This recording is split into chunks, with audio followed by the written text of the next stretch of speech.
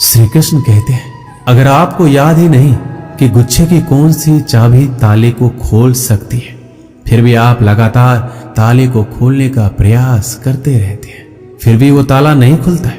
अधिकतर लोग ऐसी परिस्थिति में अपनी आशा खो बैठते हैं। उन्हें लगता है कहीं चाबी खो गई है और वो तिलमिला जाते हैं, क्रोधित हो उठते हैं। परंतु उस समय धैर्य रखें, क्योंकि गुच्छे की अंतिम चाबी ताला खोल सकती है। कुल्हाड़ी का अंतिम प्रहार वृक्ष को काट के गिरा देता है, परंतु क्या सत्य में कुल्हाड़ी का अंतिम प्रहार वृक्ष को काट कर गिरा देता है? आपको आपका लक्ष्य दिला देता है? नहीं, आपका निरंतर प्रयत्न ही आपको सफलता दिलाता है। जब आपका मन निराश हो, अपने कार्य में दोगुनी उत्साह से जुट जाइए, क्योंकि अनावरत बहता जल ही कठोर चट्टान को काट सकता है। सफलता का मूल है परिश्रम, प्रयास और आशा। श्री कृष्ण कहते हैं, आपको पूरे धैर्य और भगवान पर विश्वास के साथ अपना जीवन निर्वाह करना चाहिए।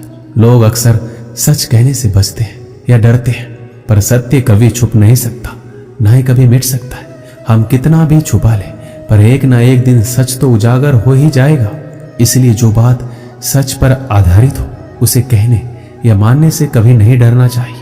लोग अपने शरीर को सुंदर बनाने में लगे रहते हैं, पर आत्मा की सुंदरता शरीर की सुंदरता से कहीं ज्यादा महत्वपूर्ण है। शरीर तो नश्वर है, मिट्टी से बना है और मिट्टी में ही मिल जाता है, पर आत्मा अमर है। इसलिए आत्मा की सुंदरता पर ध्यान दो। आत्मा की सुंदरता स्वयं को भगवान में लीन करने में मिलती है। जो अज्ञानी व्यक्ति होता है, वो ये गलतफहमी पाल लेता है कि मैं करता हूं, सभी कार्य मेरे द्वारा किए जा रहे हैं। ऐसे में उसमें अहंकार घर कर लेता है। परंतु इस सृष्टि में जो भी हो रहा है, सब कुछ भगवान के इच्छा से हो रहा है। अज्ञानता के कारण व्यक्ति में जब अहंकार जन्म लेता है, तो उसका पतन होना निश्चित है।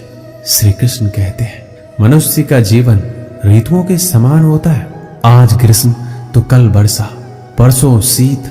तनिक संकट आया तो हम संयम खो बैठते हैं, तो तनिक ऋतु बदले तो हम अधीर हो जाते हैं। अपने आक्रोश, अपने क्रोध में हम उनसे ही संबंध बिगाड़ लेते हैं जो हमारे अपने होते हैं। क्यों ऐसा ही होता है ना?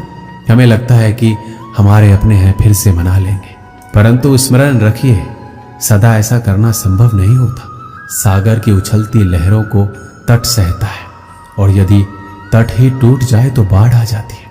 हमारे संबंध दूध की भांति होते हैं। दूध तपकर उबल सकता है, परंतु यदि उसमें खटास आ जाए तो वो फट भी जाते हैं, और फटे दूध को चाहे कितना मथ लो, उसमें से मातम नहीं निकलेगा।